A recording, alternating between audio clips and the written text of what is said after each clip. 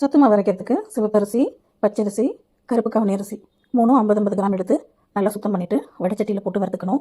நான் பொரியரிசி ஆகிற அளவுக்கு வறுத்துருக்கேன். எல்லோரும் இது வாசனை வர வரைக்கும் வறுத்தா போதும்னு சொல்லுவாங்க. எனக்கு பொரியரிசியாக தான் வந்துச்சுன்னா அது நல்ல மனமாக இருக்குமேங்கிறதுக்காக அப்படி வறுத்துருக்கேன். அதுக்கப்புறம் பாசிப்பயிறு 100 கிராம், முழு கோதுமை 100 கிராம், கொள்ளு 100 கிராம் 3 அதே மாதிரி வறுத்து கலர் மாறுற வரைக்கும் வறுத்துட்டு எடுத்து வச்சுக்கோங்க.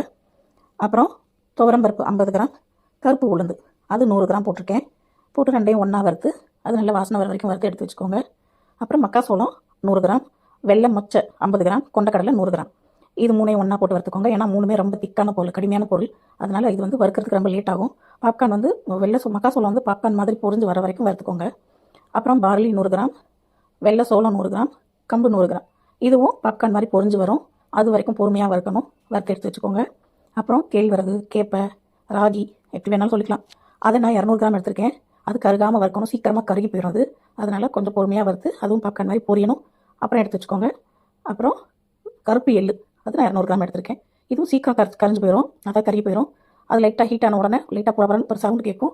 அதோடு ஸ்டாப் பண்ணிக்க வேண்டியதான். அப்புறம் ஆற வச்சு நம்ம மிஷினில் கொடுத்து அரைச்சி எடுத்து வச்சுக்கணும். பாருங்கள், எடுத்துகிட்டு வந்தாச்சு.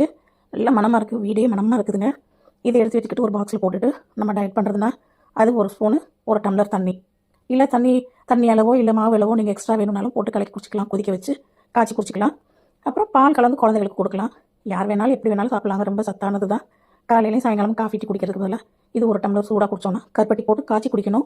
ரொம்ப டேஸ்ட்டாக இருக்கும், நல்ல வாசமாக இருக்கும். காய்ச்சும் போதே வீடே மணக்குதுங்க. அதுவும் கருப்பட்டி சேர்த்தா சொல்லவே வேண்டாம், அவ்வளோ ஒரு டேஸ்ட்டாக இருந்துச்சு. தேங்க்யூ.